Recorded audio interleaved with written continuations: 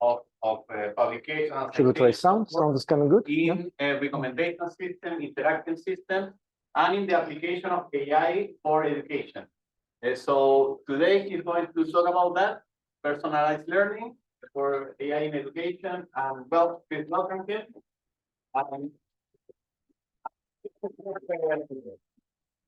Well, good afternoon, buenas tardes. I'm really happy to be in Chile. I have so much connection with this country. I have 3 graduated PhD students and 1 not graduated yet. If you like to take a picture, take it now. This is the way I look at my natural habitat, but usually I'm teaching in mask, don't be upset.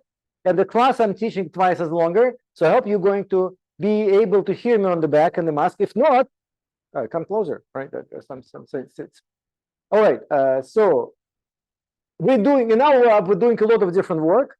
And but I think something which might be interesting, because I don't think there is a lot of work in Chile in this direction, is the use of AI in education. And it's a very rewarding subject because it's immediately help people, students, to learn. So, and then I'm really thankful that Dennis suggested me to use this topic for my presentation. All right. Now let's try to do the sound in the mask. Can you hear me on the back? All right, yes. Sorry for, I tend to speak sometimes really fast, right? Because I'm getting excited. And if I'm presenting my own work, I kind of tend to be excited. No, that's why we're doing that. So you can kind of try to slow me down, for example, like that. And I look at you, so maybe I will respond. Right, so personalized learning, it's a work with a lot of my students, and then some of them, in fact, from Chile, 2 of them, Julio Guerra, Daniel Guerra, who is in, right now in Austral, Valdivia, and another student, Jordan Barria Pineda. He still needs to graduate, but hopefully soon. And please send more. I would like to get some good students from Chile. They're doing great work. So what is this personalized learning and why it is important? So you are in a school of engineering, right? Okay. Now, so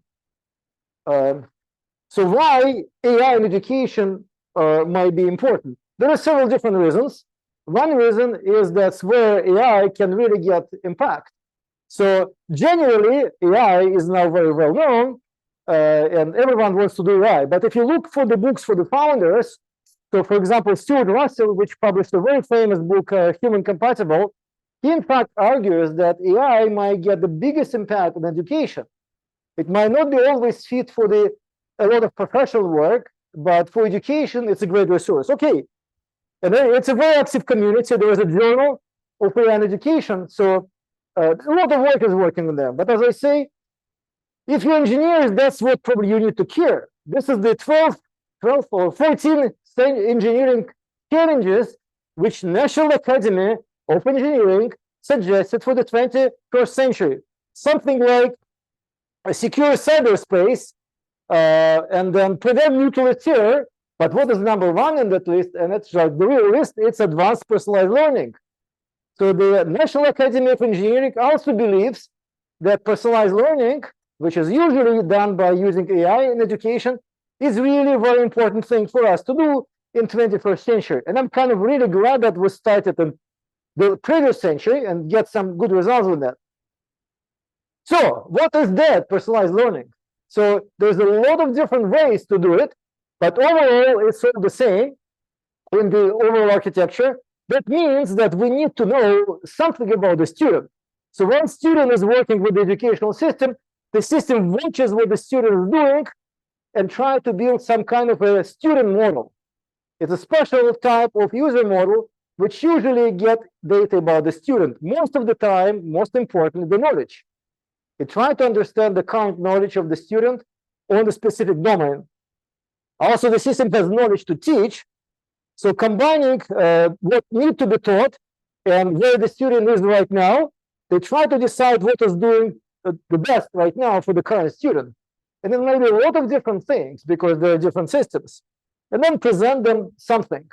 So I'm going to talk about these different ways that interface and teaching strategies can get to the student to improve the learning. So there are several different types of systems which our team and other teams exploring. So one of the very popular idea in the end of the last century was so-called personalized textbooks. At the time, it started to be easy to get textbooks online. Before that, they were pretty much static. But as long as textbook is online on the web, we can generate it dynamically, right? We can do it on the fly.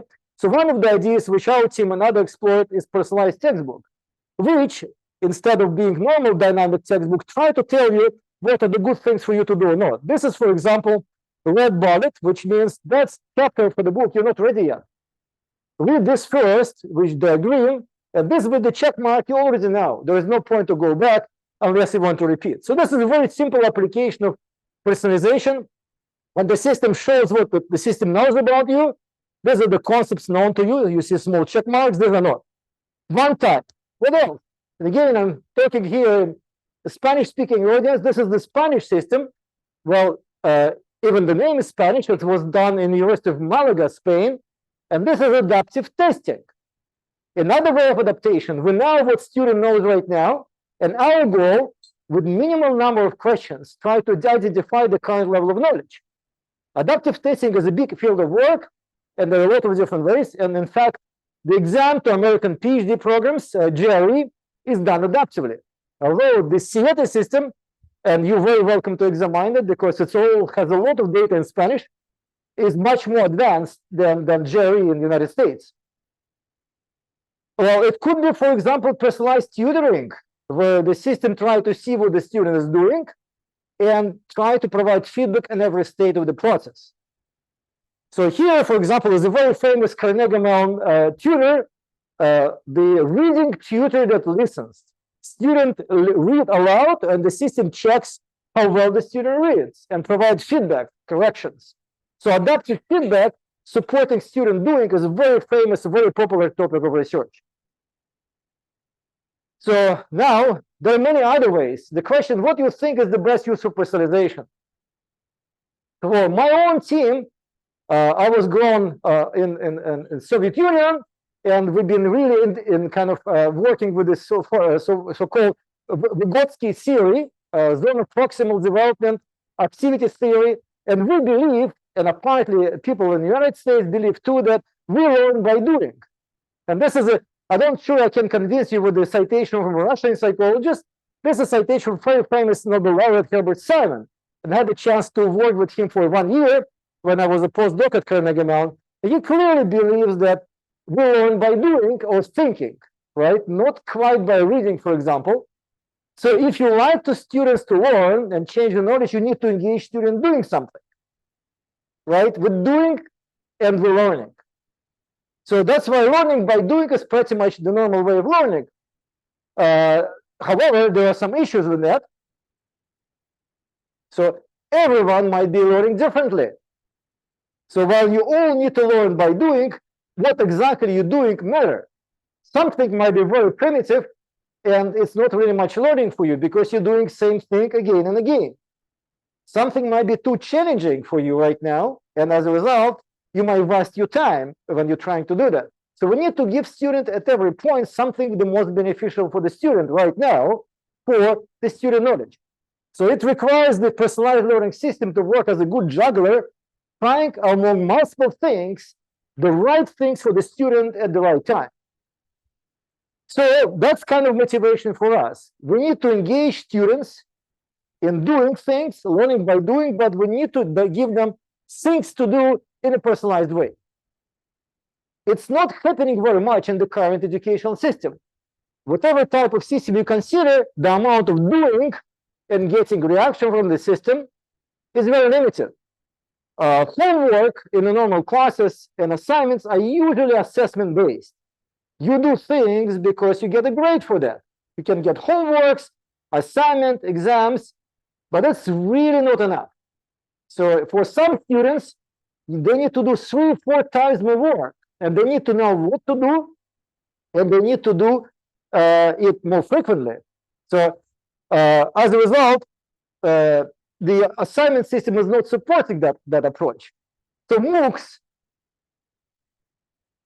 try to give you the answer, right? And MOOCs have got us scary, really, but MOOCs introduced another issues, which is engagement. So in MOOC, technically, there are a lot of courses and you can do a lot of things by yourself. It's not like MOOC has more homework or more activities. They also have a limited number, but there is a lot of MOOC classes. In university, you can't take more than like 5 classes. In MOOCs, you can take 10 MOOCs. But in fact, the trouble with this nice idea that students by themselves will do a lot of work is engagement. As you can see, almost all MOOCs get percentage completed reasonably low. And in fact, this number is going down. The larger the MOOC is, the lower is the completion number. It's getting better right now because a lot of universities distribute their curriculum through the MOOCs, so like Coursera. As a result, students get degrees, and getting degrees, getting them motivated. Give me something in return. Give me a degree. Give me a grade. That's what gets you motivated. But it's not going to work for us if we need to get students more practice, because when we're doing the grading, we need to keep kind of some equality. If you do the same grade, it should be the same amount of work.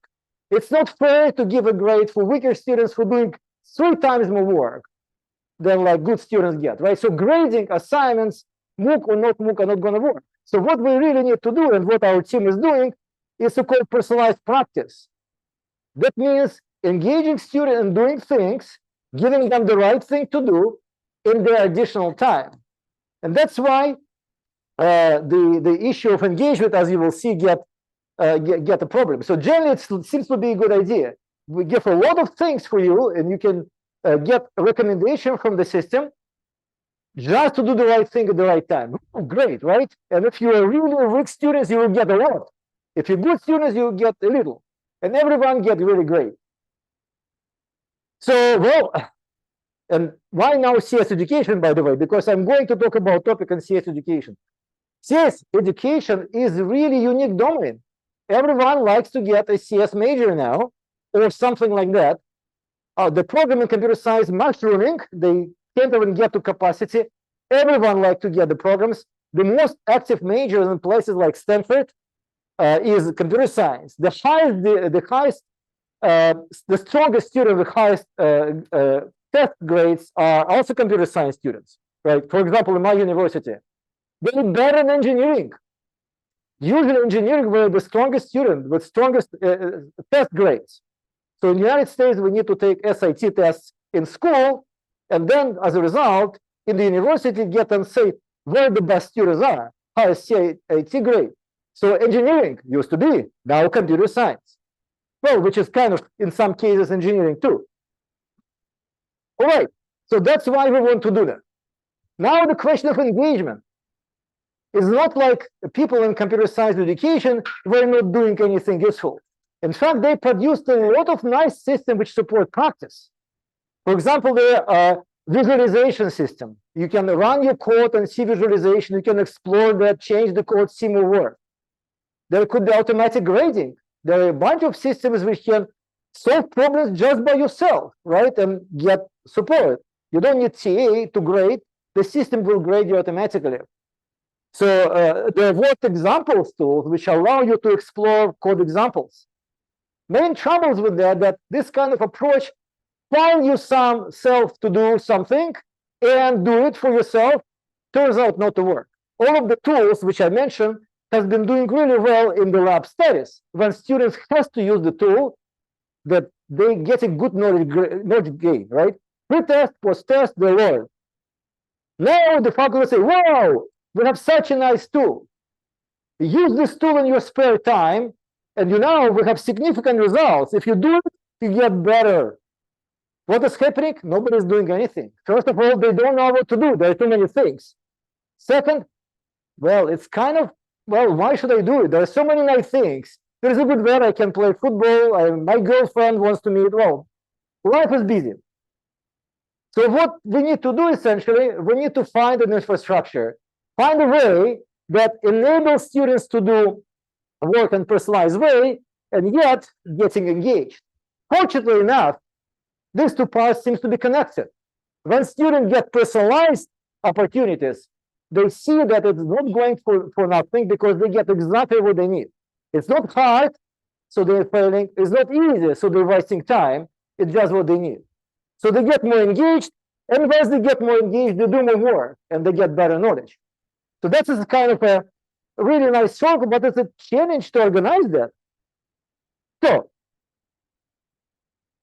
let me skip a few things. So this is what we've been trying to do over the last 10 or even 15 years. We try to build the infrastructure. We'll try to find a way to organize personalized practice in a way that the students can work on things which they really need to do, yet they get engaged and they're really doing it. It's not just like a chance, it's really happening. And that was really a really big challenge. So I walk you through the several different recipes. All of them adds to the picture, and we use all of them together. That's really becoming really very powerful. And I start from the old days, even before Dennis joined our lab. That's one of my first students, Sergei Sosnovsky, who is now professor in Europe in Utrecht. So we started to do this, one of the early systems for automatic assessment of programming problems. It's called tracing, right? Here's the code. Try to use this code mentally, that test of your understanding of how code works, and predict what is the final value of the variable, here variable sum, or what the program printing. It's a very typical test case for students on exams. So now I would like students to do a lot of that. We developed 100 or more problems like that for one course. That was C programming, and want students to do more. And indeed, it shows us that students who use the tool get really good knowledge gain. They really do well. Unfortunately, they're not doing it very much, right? First of all, what we've been upset, apparently there was a very low success rate. Only 40%. That means you're failing to solve more than every other problem. And it's very demotivating. The second thing, as we can see, the students really don't last more than 10 sessions. And they don't even finish the whole course. They usually get through about 40% of the course and they lose the motivation. So what we do, use the tool, which we knew kind of in advance. We used it before, and it's known as a navigation support. So that is the first attempt to combine together the navigation support and working. Before that, navigation support was using hypertext. It was guiding students to good things to read, not good things to do. We decided, okay, let's guide you to good things to do. And it turns out it's a really major difference. So what it is a same kind of problem, about 100 of them organized into topics. And the only thing which we added is essentially we need to tell you to what extent the topic is good for you right now. And this good for you has two things. So one thing is amount of knowledge. So the target, which indicates your goal, the topic, might have 1 arrow, 2 arrows. I don't know whether it looks like it. It's arrows, right? Yeah. So 1, 2, or 3 arrows, which means your amount of knowledge. 1 bit of knowledge, 2 good, 3 very good knowledge, and 1 no more arrows, well, nothing. So it basically tells you how much knowledge you already get on the same topic. And also we're trying to provide you kind of time or prerequisite-based adaptation. A bright icon means that's something you need to do now. The topic of the last lecture or previous lecture. Pale means, okay, it's still valuable for you, but it may be like 2 lectures ago. And then gray means, well, you might work on that, but it's really not essential now. Finally, if it's crossed, we believe you might not be ready to go there. So that's how we can kind of, can we interpret that word. Pushing the wrong button. So altogether, we get this kind of dual navigation support, which tell you what to do. First of all, of course, bright icon, not enough error. This is something you need to do, but you haven't done once. But you can also pay attention to the previous targets, because lack of knowledge in previous topic might actually harm your progress on the future topics. So you might want to pay attention if the previous topic doesn't have enough knowledge generated, right? So turns out that it is really a really good approach, and the first results were very encouraging. Again, main concern to provide this navigation support was to deal with this 40% success rate. I think it was frustrating, but we hope that guiding students to the right things, not very hard, cost, not very easy, gray, right? To get them to the kind of sweet spot of zone of proximal development. Indeed, it was significant increase of the knowledge gain. But what is really amazing discovery that navigation support remarkably increased student engagement. So these are 4 graphs, which shows our experimentation for 4 years. And again, it was long ago. That was the start of all of this journey, which I present today. So the 2002 is our basic start. As you can see, about 40 problems for the semesters, about 30 students who use that, 30% in class, and then about 15% of course coverage. Not good at all. Now, what's happening in 2003? Very, very standard things. We'll tell you, guys, you're not working enough. And you know it's very good for you. You need to do more. And to get you to work more, we quiz every week. And the quiz will include some problems from your practice. I mean, you can practice with 20 problems, but 3 of them will be on a quiz. Wow, you know that work, right? I will quiz you, it always works. Right? So from like 30 problems we get to 100, right? And then active students roll like to 70%. Nobody wants to get a loser. Now, what is happening in 2004? In 2004, we added that small icons. That's it. No threats, no increased level of the quizzes. And you can see everything which has been uncapped grew even faster than that, right? So that is the amount of student at work. So they start to do over 250 activities per class, 250 attempts. We only have about 150 problems, which means they tried pretty much every problem twice. So the average number of sessions was like doubled. The only 2 parameters has been like capping, but because they are capped at 100%, you can't get more than 100% of students in your class working on the problems.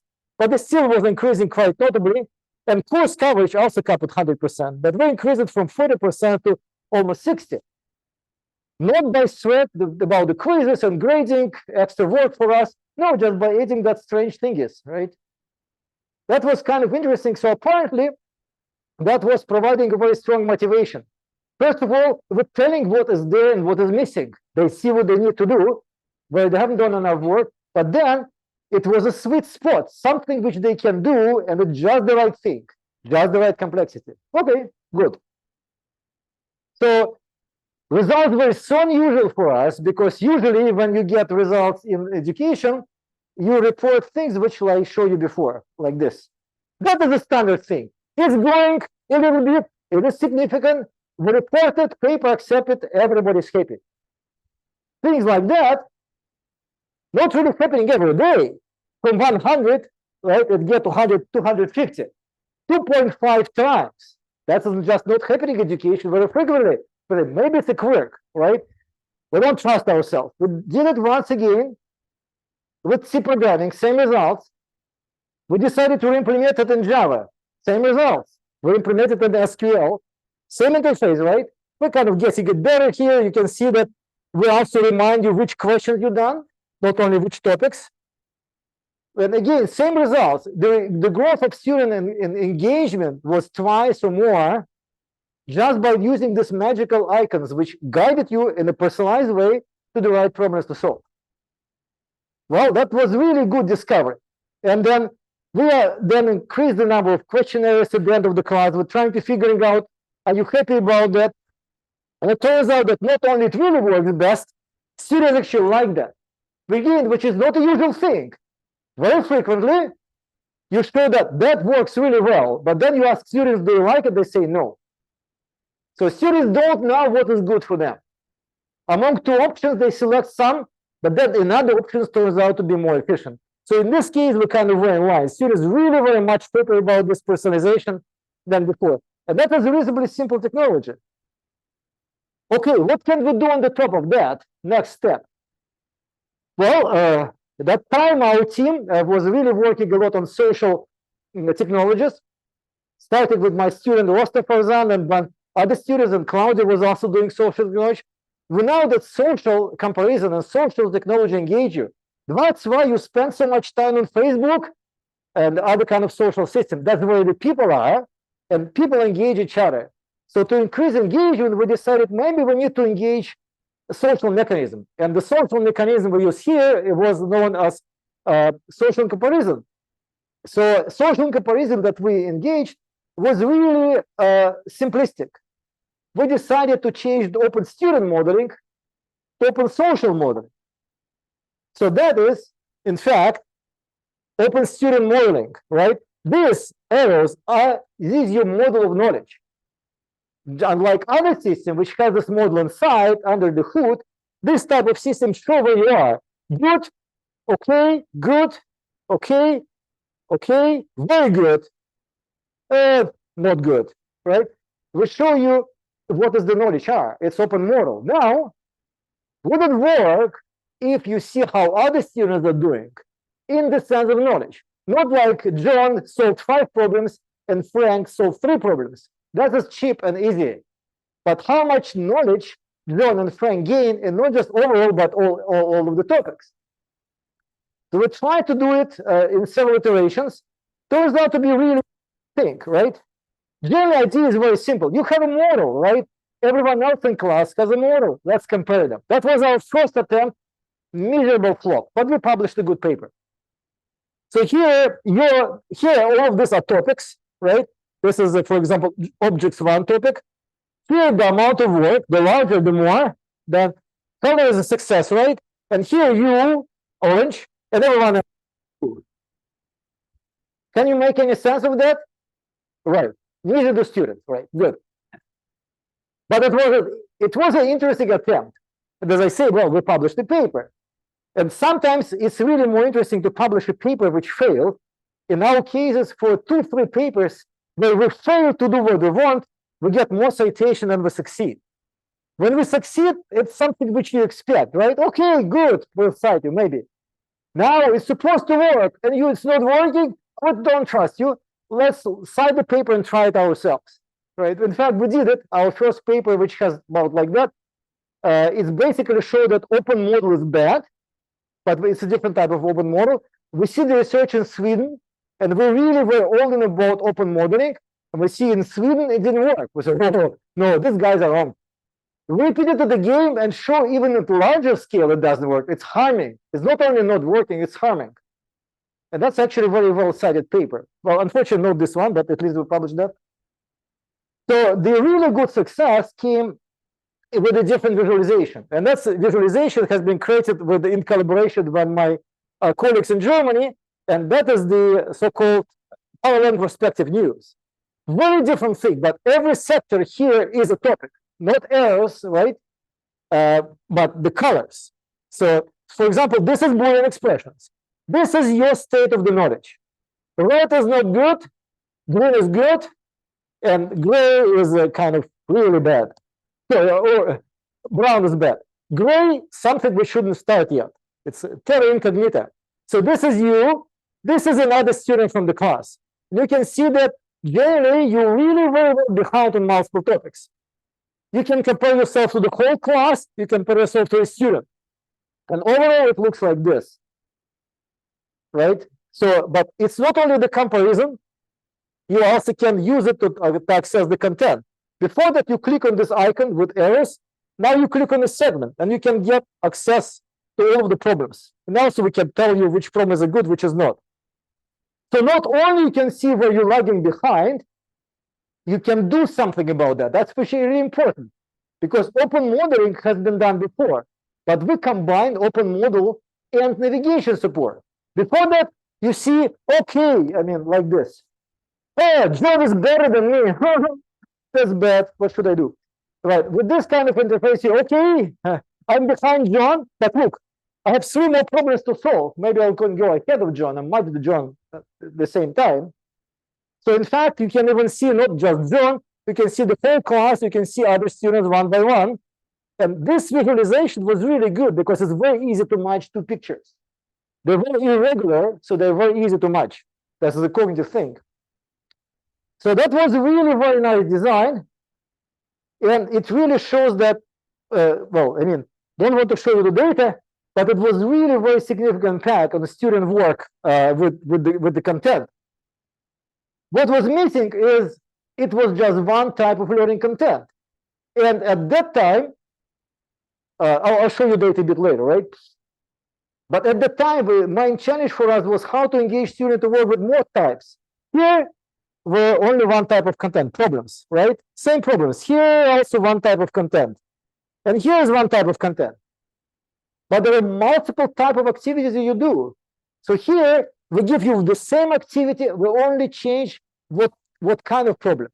But it could be other problems. This is prediction. How about programming problems? How about worked examples? How about visualization? We get a lot of smart content to work, and we're trying to figure out how to guide students to different type of content. So that's the kind of interface we get at the point. That was a progressor class. Here we try to make sure that we can integrate two types of content. Here the problems, and here the examples. You can still match it. It's you is the whole class. You can see that you are really doing much worse than the whole class. The progression was from red to green, but in some cases you're actually ahead of the class. So that was the really very winning design. We compared that. It also allows you to compare yourself with everyone in the class as well. These are different students. So whole class, and then different student class. So that was in fact, also an attempt to get you to good navigation support without knowledge engineering, because the navigation support with arrows requires knowledge engineering.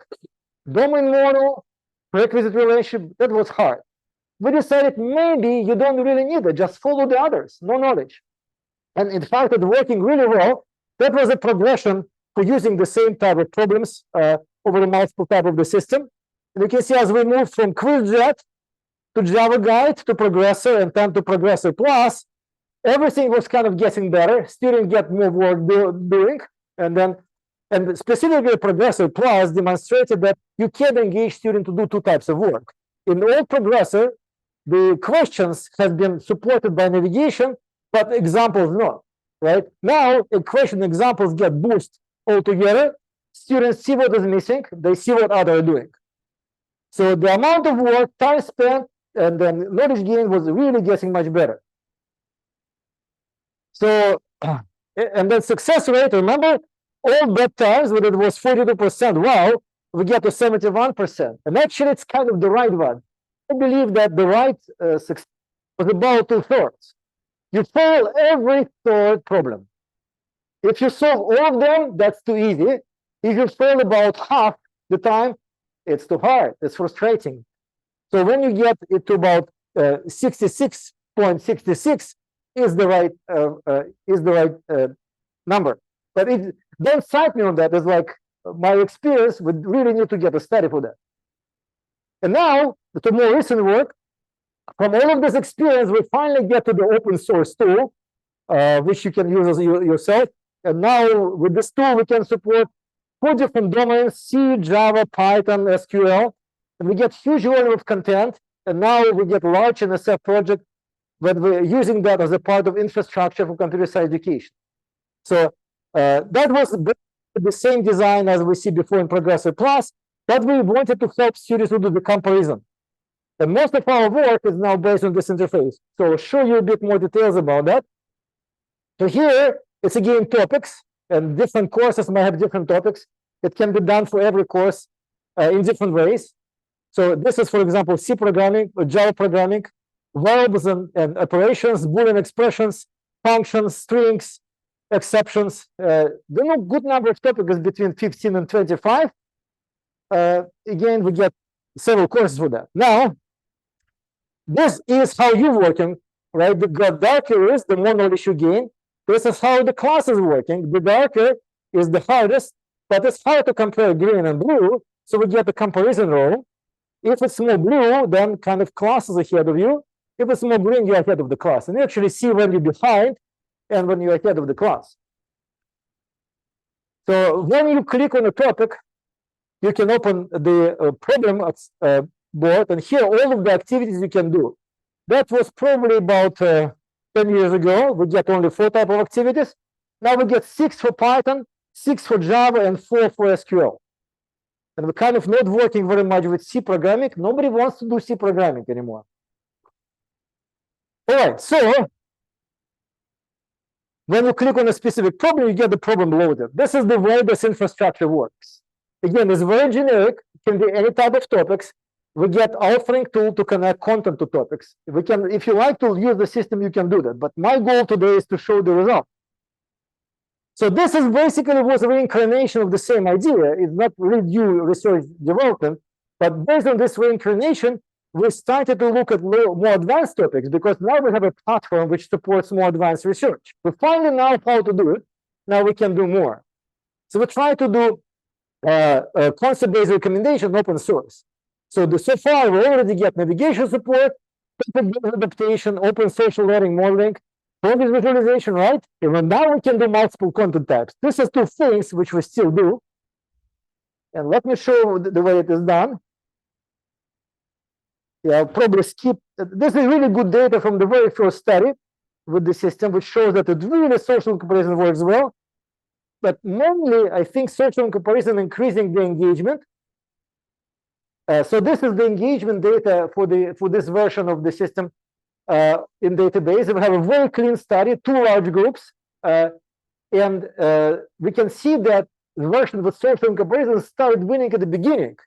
Before the class, it's a practice system. Remember, no grading. You're doing it for yourself. But we advertise the system at the start of the class.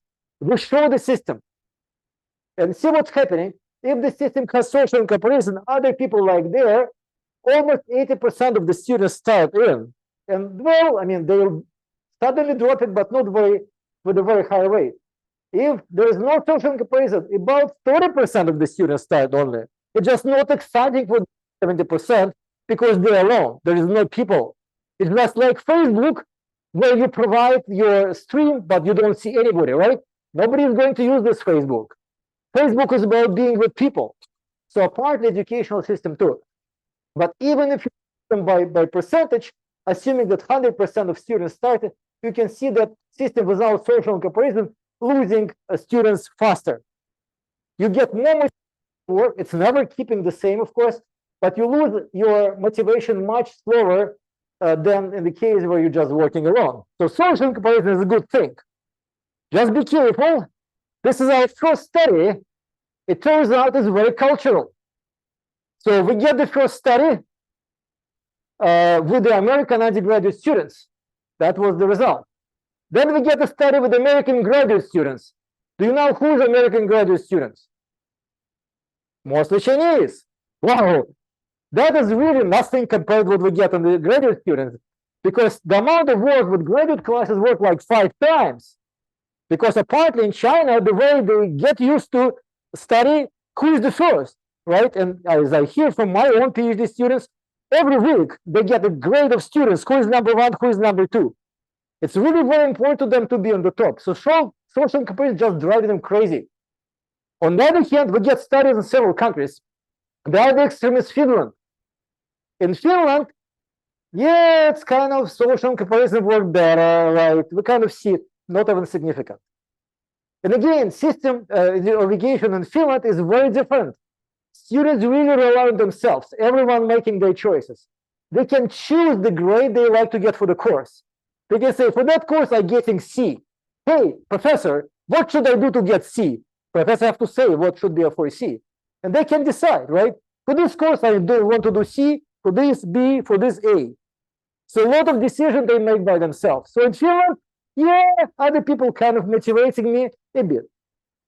So I don't know what exactly the cultural parameters, and would love to do study in Chile to see where you are. Are you like on the side of China, or maybe even like less than Finnish people? I don't know, but it's something which we like to explore more.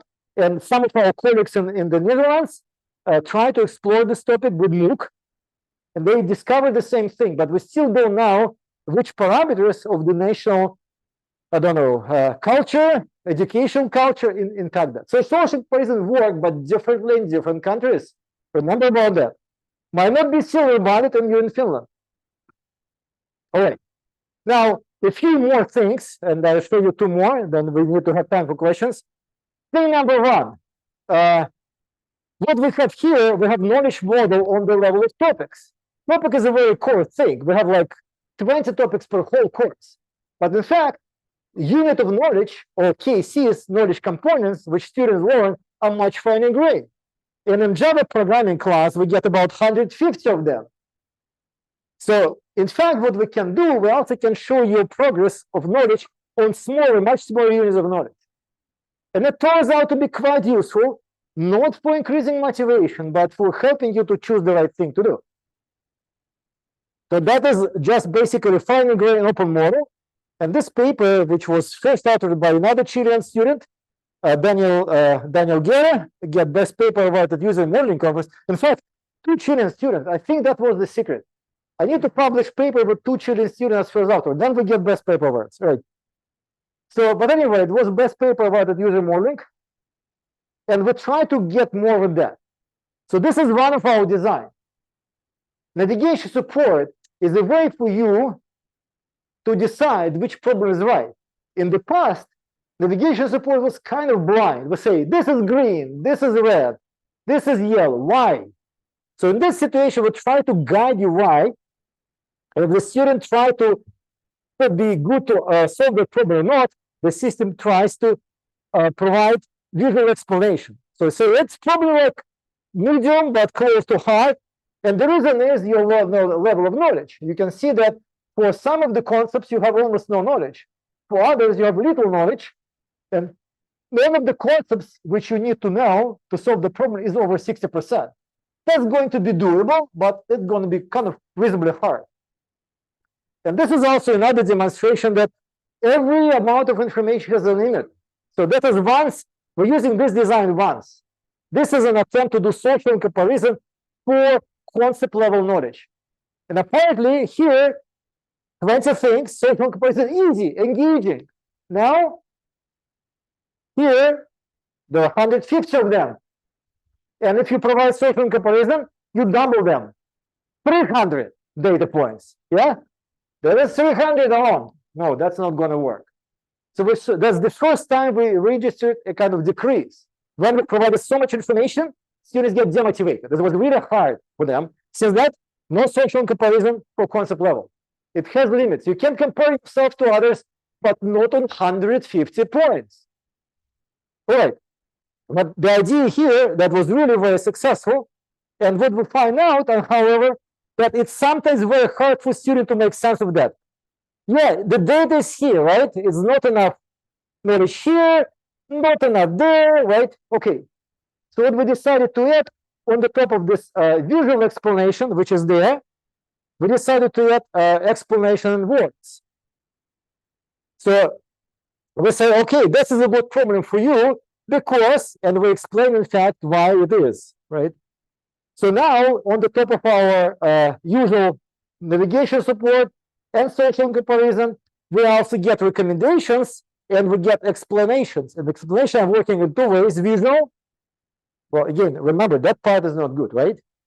We did it, but it's not really working well. But that part is working really well. So in that case, you're getting overwhelmed. You see that average, the knowledge of the class might be really not good, but who cares on the level of detail? Not really much. So the last piece of information we decided to add is direct recommendations. So far, recommendations in our case were added using like this. We tell them that among these potential opportunities to do something with the current topic is strings. See, the number of things to do is growing all the time. So here's about 25 different things to do with topic strings. Animated example, tracing problems, programming examples, programming challenges, coding problems. Now we have even more. So these are the best things, but it turns out it's not good enough. From other system theory, get used to do ranked list. Google gives a ranked list. Number 1 is best. So when we talk with students, they say, well, could you give recommendation a ranked list? So we started to do 2, right? We give them direct recommendation as a ranked list. We still keep that stars. The larger the star is, the stronger we recommend that. And we're keeping the explanations. So that seems to be like our current approach. And it's worked really well. So now we now can use this lower part of the diagram to show Bayesian knowledge tracing, which means this number is not a amount of knowledge, but probability that you kind of understand it or not, which might be less than 50%, this is 50% and more than 50%. And here, whenever you get a problem, you can get explanations. an explanation, tell you why that problem might be good for you or not. In fact, you can get the same explanation for any problem you click on. And that's kind of leading us to my last generation of research, but I don't want to talk about that. It's just already too much. So just wanted to say that we explored other ways doing the same thing. So this is a recommendation based on knowledge expansion. The best thing to do is which adds more knowledge, but we also try other things. Just a demonstration that we can use other reasons to recommend. This is the system, very simple interface, very similar, which is focusing on helping you with your problems, with your confusions. Instead of guiding you to new things to learn, we're trying to stress which topics and which concepts generate the most of the problems, most of the confusions. So essentially, it's kind of trying to work on your issues, right? So here are the problems which you have very little success so far and a lot of failures. And again, it turns out to be kind of useful, except we still don't know when to use one and when to use the other. But it is really working quite well for the way to go back and try to focus on improving your knowledge rather than enhancing your knowledge. Right, that's what we did before. That's what we're doing right now. But what I like you to get sometimes to get questions. These are acknowledgements on my side. There is a bunch of grants for that, lots of students. Now, what kind of thing you'd like to ask, or what kind of thing you'd like to suggest? I'm not sure that anyone in Chile using this approach yet. Hopefully, it will. So you're a fresh case. You're looking at it without seeing any other example of working like that. How does it look? Yeah.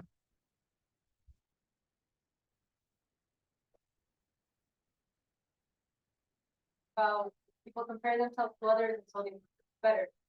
I wondered if whoever had a point where the class was doing poorly, and so that demotivated people. Oh my God! Thank you. Yeah.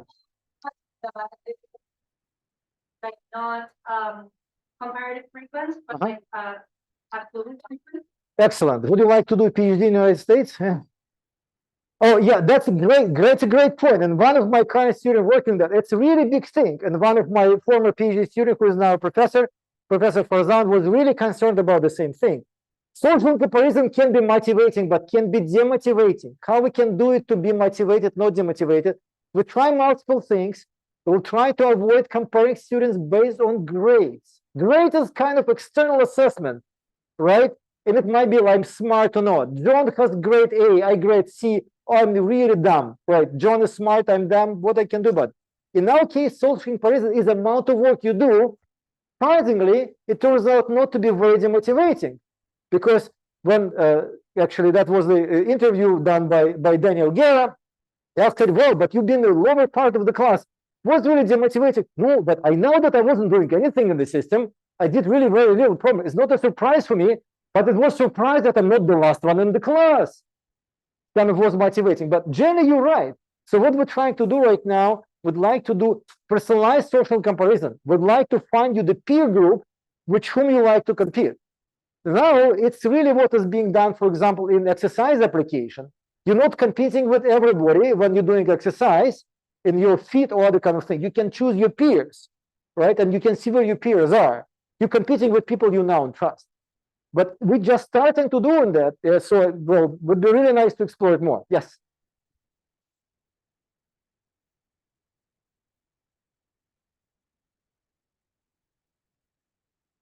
Oh.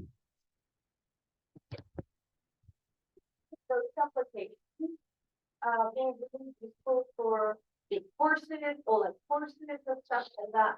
But one of the things that I worry a lot about my students, for example, I teach a course on responsible data science. And I have students that are from second year, students from fourth year, from different careers. They have different backgrounds, they have different sort of starting points. Some people have no idea what ethics is, some people love ethics, some people have never read anything, they only know coding. It's almost like when you're trying to make those comparisons, how can you find an acceptable, even if you're deciding the groups that you want to match with, it's sort of like what should be the baseline? Which criteria should we use in order to make that? Oh, excellent question. It's something which we're trying to do right now. And we just started to do that. Again, as a PhD thesis of one of my students, but he only started to work on that basically a year ago.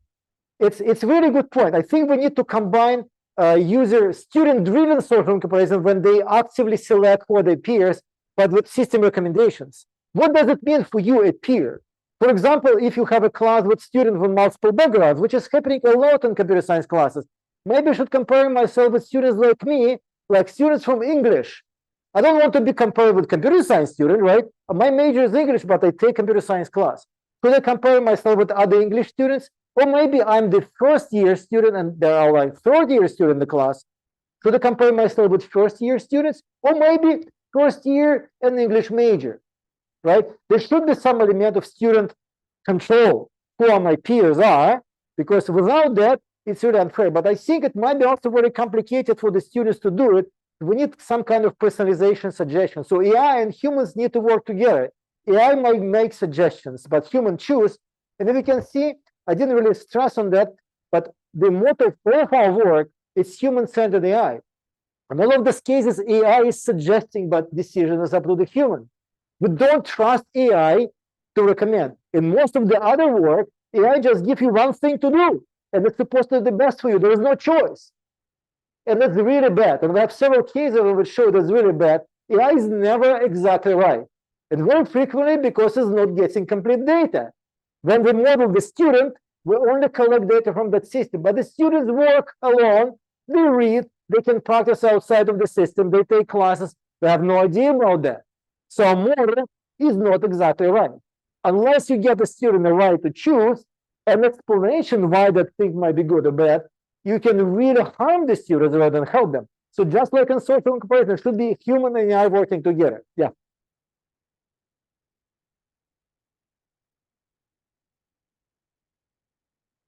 Tend to have their personalized feedback, but I allow them to compare to themselves. So the personalization, instead of being competitive with another one, is like, this is your best. Excellent. There, if you broke from there, then you can make some sort of assessment in comparison with your peers, but based on what you have earned in terms of knowledge, instead of trying to compete for the type of knowledge other people might be more used to or That's thank you. Very excellent idea. We want to do it. We haven't done it yet. But if you think about again exercise application, which is another type of kind of social personalization that you can do instead of comparing yourself with other runners, cyclers, you can compare with yourself last week. Last week I exercised for 2 hours. And this week 1 hour and a half, not good enough.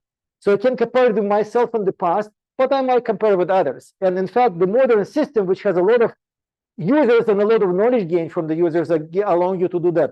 We haven't tried that, right? You kind of do it, but again, it's not really reliable. There is a way to compare, but interface is not stressing comparison with you in the past. It allows you to compare, but it's not that easy to do. Maybe if interface stress yourself with you in the past, that's going to be better. I would love to explore that. Again, interface makes so much difference on that, right? AI alone is can good things, but it's really that we need to get the user in the loop to make sure that the system works right. And you have somebody else has another question, and did you? Yeah.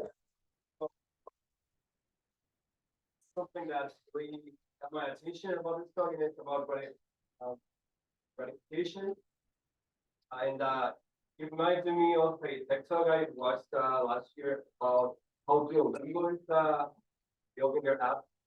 So one thing that we were talking recently, right, is how to get students engaged by trying to not compare, let's say, the students that are lagging behind and best ones, right? So I was thinking about this concept of gamification of studying.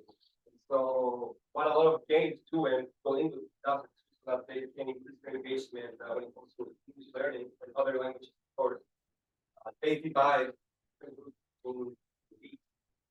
So they get that you have different leagues of people who are studying their own languages. They are limited groups, right? I think they are up to 30 people, and so they can have a very good conversation, and they can get that motivation to rank up. And and learning along their roadmap that we have based on research. Yeah, very good question. I would definitely underuse the opportunity of the social technologies in education. What you're mentioning in other professional applications, really using it very heavily, and there are a lot of research about that. There was a famous research about human sociality. For example, if you randomly split students or workers doing the work in teams randomly and assign them labels, bears like wolves, they don't know anyone else who is the bear, but yet they work harder because bears are lagging behind wolves, right? It's a very, very known phenomenon. We can use it. Unfortunately, Claudia graduated, don't have anyone else, fortunately. Yeah, sorry, yeah, fortunately, Claudia graduated, and we don't have anyone else who's really very interested in explore the social side of this personalization, right? So we'd love to do it, but there's just limited amount of work. Send me more students, right? We'll do it, yeah.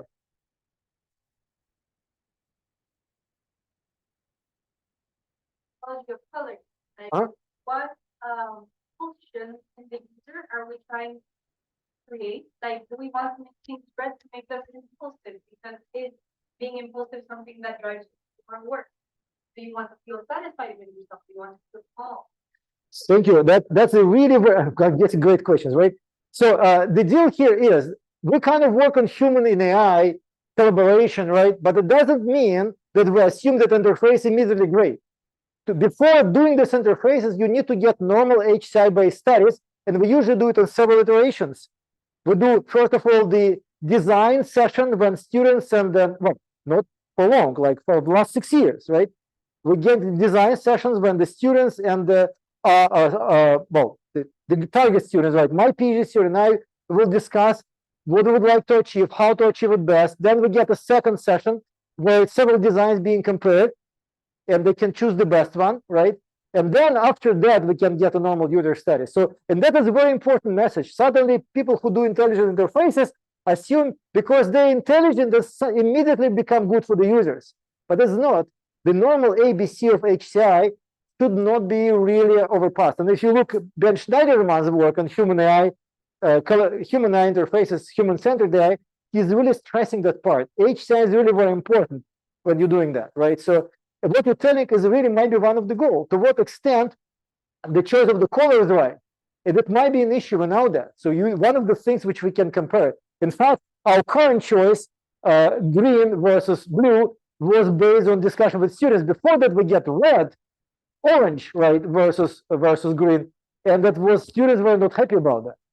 But it is we don't really know whether green and blue is the best. Green is just we know from HCI that the humans can differentiate the largest different shade of green, right? Don't know because we have a lot of greenery outside, but if you like to present different gradation of good, better, best, green is the best, right? That's why we choose green. Also, green is calming color. But the other one, blue, that was on our kind of student feedback.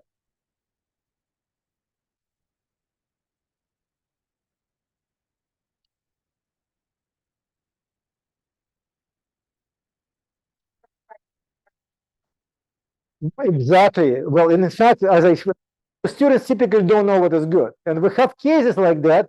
And we really, in what we learned, we shouldn't really say, "Oh, this is one interface with another. Which one you like?" What really works reliably, you can give them options, and you can give them in a situation where they need to act. Right? This is one. This is one another. No, this is two interfaces. You need to find the problem which was the easiest for you to solve. And whether you can do it in one interface or another, because when they look at one and say, "Oh, this is nicest," then we put them in a situation of choice where they need to act, and turns out it's kind of the nicest, but it's not the most efficient. So students just by telling is good or bad is not sufficient. And of course, it's making our research harder because we need to run more pre-evaluation cycles, right? Before we even get to evaluation, which like presented, we used to run one round of evaluation, now we run two. Pre-design, then choice between options, and then the final version. Choice between options was started in 2013, and pre-design was started in 2019. And now we have do all of that kind of 3 stages for every work, and it's really helping a lot.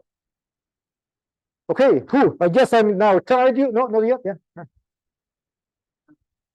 Until what point do you think it's acceptable to manage the recommendations made by the tool and not get the students biased by the same tool?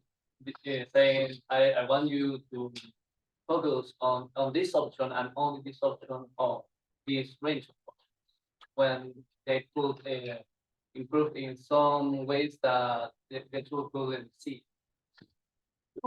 That is very likely, right? And this, definitely to figure out whether it's going to happen in our situation or not, we probably need to get studies. And again, we usually get a reasonably generic solution. This is the one which starts from the beginning of the course to the end. But students are getting a lot of expertise in the course. And we see that getting better and better. For example, I can show you a very simple example of that. We've showed them verbal explanations. And to do this verbal explanation, they need to mouse over. And essentially, this verbal explanation explains them how to understand that picture, right? That means very few which are kind of not known, a reasonable amount of reasonable known, and something like that, right? What we notice that by the end of the course, we do much less mouse overs. So they can still like to see that, but they don't specifically ask for explanations because they already understand how to produce this from that. So they learn. Essentially, we can potentially do more. We can do more complex interface, but well, we haven't done it yet. And just in our case, remember, it's just one class. Now imagine that every class applies situation system like that. Like at the first year of their study, students get bored with it. That's too simple. I'd like to get more, but we don't really have this opportunity. But anyway, even with that, we probably can think about starting easier. Because in the beginning of the class, it's overwhelming, right? For example, don't show this, or maybe we don't show that, right? And then adding features more and more, right? It's really good opportunity, but we really need to play more with that and figuring out to what extent it's valuable. But you're right, it's sticking with one way, it might not be the most productive. One last question. Oh, two last questions. Oh, Claude, of course, yeah. Two more questions. Okay, you first, then Claudia. Don't know where the studies are on this topic, but like in my experience teaching like high school students, I find that it's kind of hard to tell like what kind of feedback they may need. Like sometimes one student might need two different types of like showing the feedback at different times. For example, sometimes the student needs a question to really understand the topic. Sometimes they need like an example, they need you to kind of explain it again. Sometimes different kind of explanations like are really useful for some kind of students and really bad for some kind of other students. So how do you make these systems like adapt to like the specific student, like what you need in that specific time and like in a specific like way they might need to receive like feedback? Yeah, well, thank you. That's again good question. There are two questions there. First of all, you say you're teaching high school.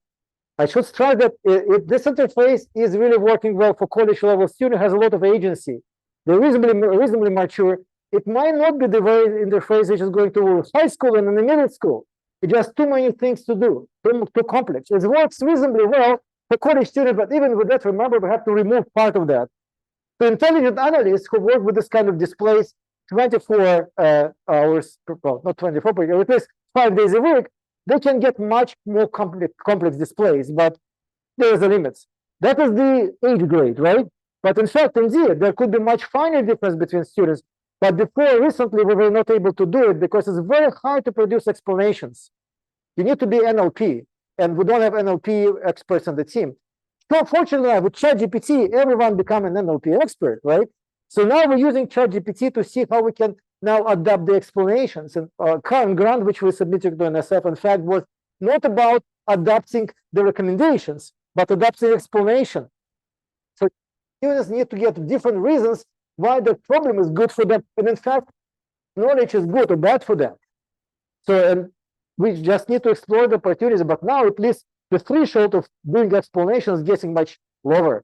You don't need to get professional NLP expert on your team, and you still can do something. Hopefully, the next 3 years will be something good about that, if we get funded, of course. Yeah. But that's a very good question. I get a lot of excellent questions. Claudia, your last question.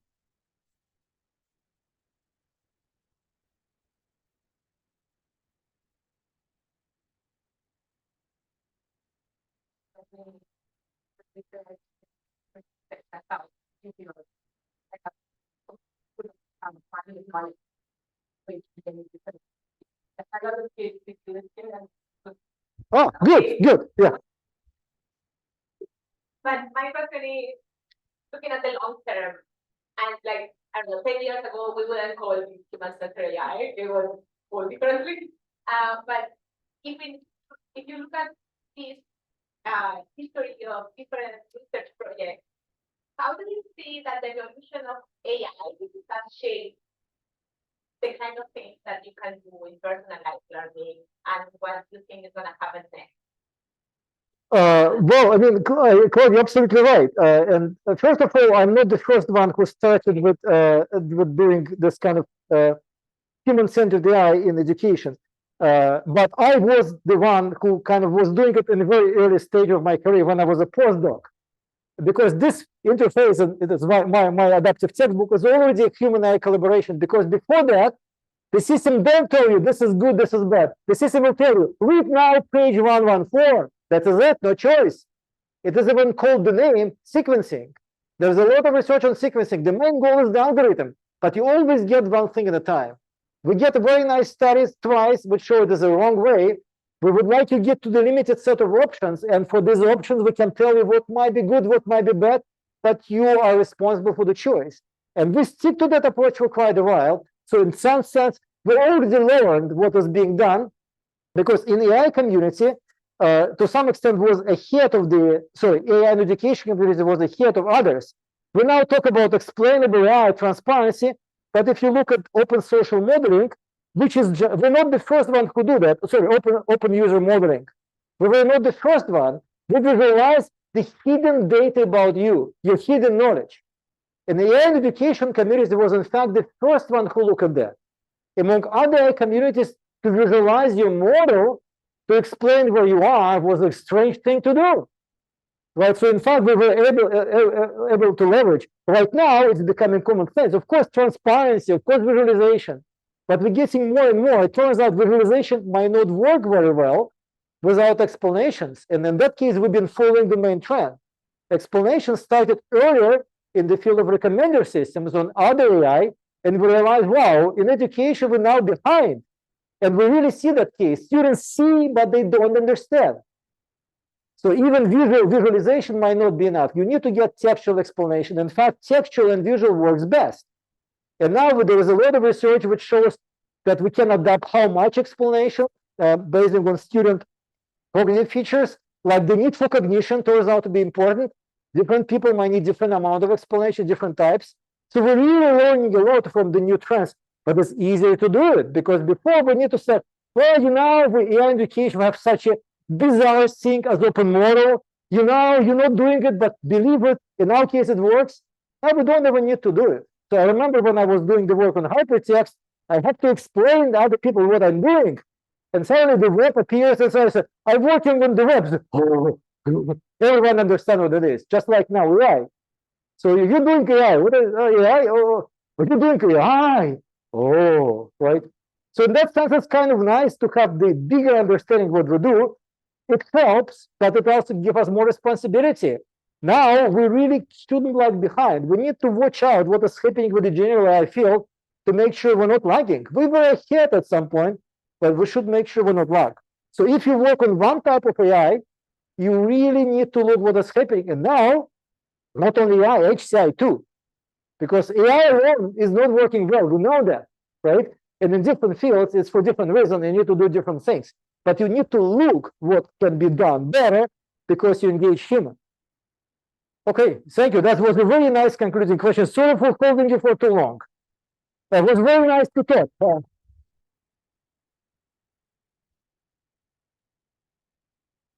Okay, we have to close the session and I get a really exciting question, folks. Really, thank you very much for doing all of the questions.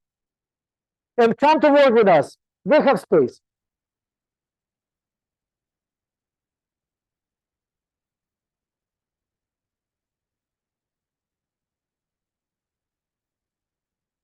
Do you have problem we distribute the recording? Yeah, sure, yes.